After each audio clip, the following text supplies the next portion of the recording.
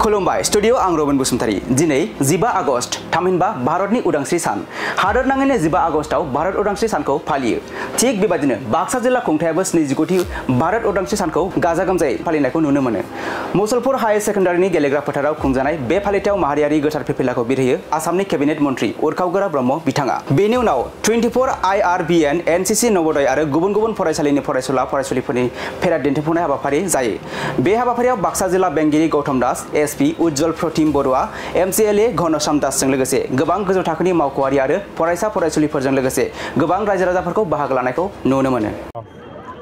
बाक्सा जिल्लाते मुसलपुरत আজি যেটো 79তম স্বাধীনতা দিৱস ইয়াত পতাকা উত্তোলন কৰিবলৈ পাই মোৰ ভাল লাগিছে কাৰণ মই এই ক্ষেত্ৰৰ পৰাই নিৰ্বাচিত আৰু বাক্সা জিলা আগৰ তুলনাত বহুত উন্নতিৰ পথত গৈ আছে ৰাস্তা ঘাটৰ উন্নতি হৈছে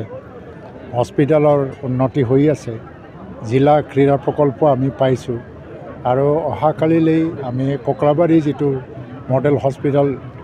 উদ্ঘাটন কৰিব গৈ আছোঁ আৰু সকলো দিশত আমি শিক্ষা দীক্ষাৰ ক্ষেত্ৰত আজি আগৰ তুলনাত বহুতখিনি ভাল মানে যেটো উত্তীৰ্ণ হোৱাৰ সংখ্যাৰ পৰা আৰম্ভ কৰি আৰু জেনেৰেল যেটো মেট্ৰিকৰ ৰিজাল্ট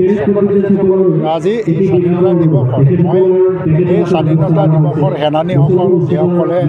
শ্বহীদ হৈ গ'ল তেখেতসকললৈ মোৰ শ্ৰদ্ধা জ্ঞাপন কৰিছোঁ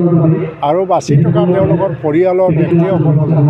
সদায় আমি সহায় কৰি যাম মই তেখেতসকলৰ মানে মংগলৰ কাৰণে কামনা কৰিছোঁ আৰু সমগ্ৰ অসমত যিধৰণে এটা শান্তিৰ বাতাবৰণ বিটিআৰ অঞ্চলত আজি শান্তিৰ বাতাবৰণ হিংসা নাই উগ্ৰবাদ নাই আমি সকলোৱে মিলি পেলাই এই পৰিৱেশটো আমি নিৰ্মাণ কৰিলোঁ এই যাতে বাচি থাকে আমাৰ